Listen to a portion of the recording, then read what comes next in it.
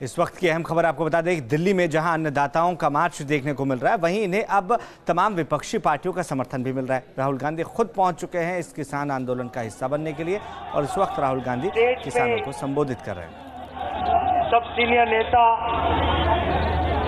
फारूक अब्दुल्ला जी, येचुरी जी, शरद यादव जी, राजा जी, Samajwadi party के नेता, बाकी पार्टियों के, टीडीपी के, सीपीआई के सब नेता, भाइयों और बहनों, आपका यहाँ बहुत बहुत स्वागत, नमस्कार। देखिए, जैसे वीएम सिंह जी ने कहा, आज हिंदुस्तान के सामने दो बड़े मुद्दे हैं। एक मुद्दा हिंदुस्तान के किसान के भविष्य का मुद्दा और दूसरा हिंदुस्तान के युवाओं का रोजगार का मुद्दा। ये दो मुद्दे हिंदुस्तान के सामने हैं और लड़ाई है तो युवाओं और किसानों के भविष्य की लड़ाई है।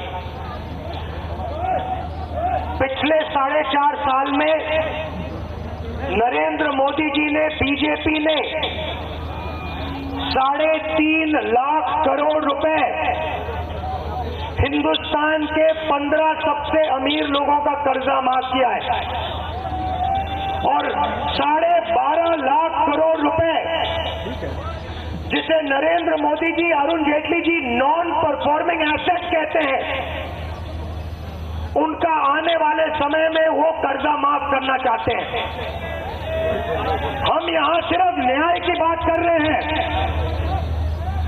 अगर 15 लोगों का 3.5 लाख करोड़ रुपए कर्जा माफ किया जा सकता है तो हिंदुस्तान के करोड़ों किसानों का कर्जा माफ किया जाएगा।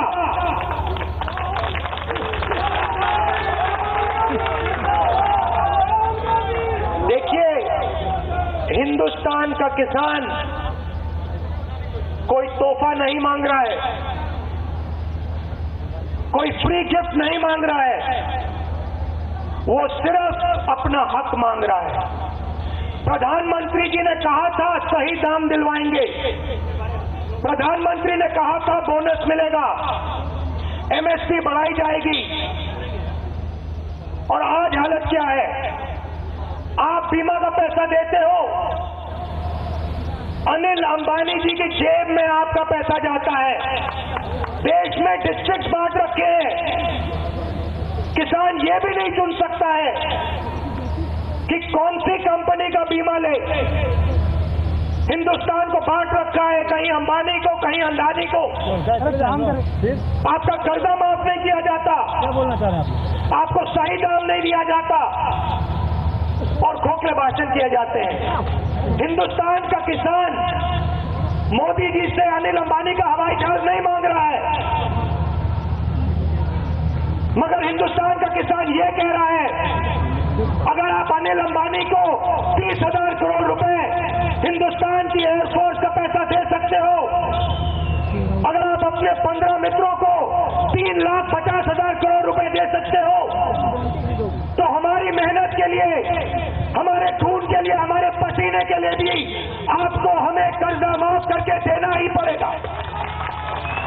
और इसीलिए बाकी सब पार्टी के नेता यहां बैठे हैं। हमारी विचारधाराएं अलग हो सकती हैं,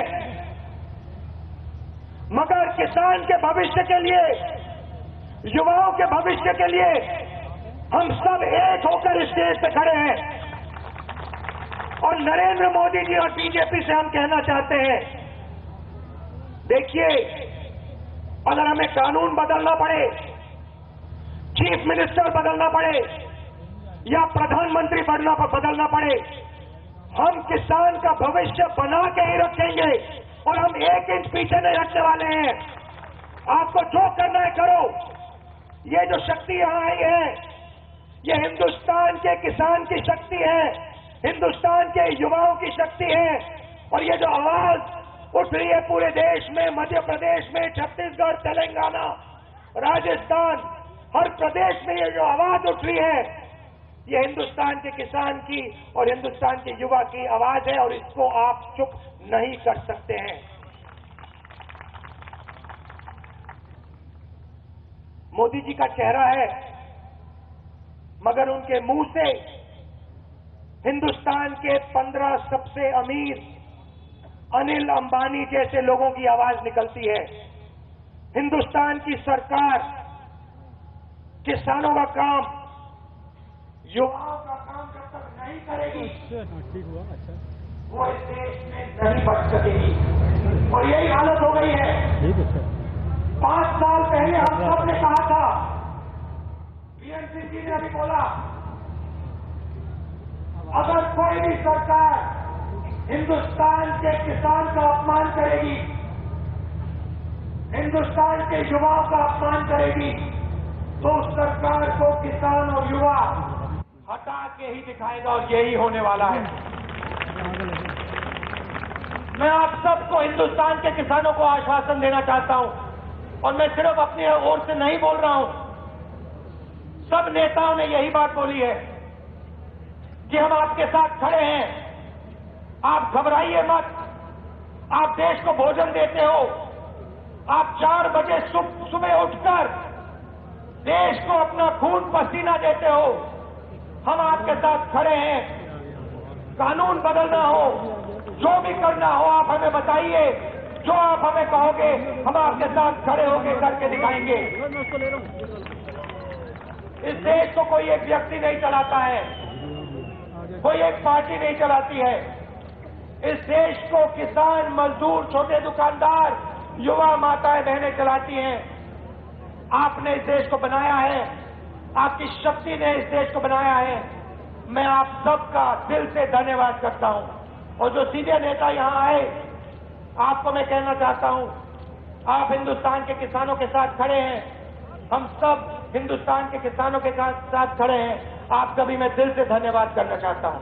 नमस्कार, जय हिंद, जय किसान।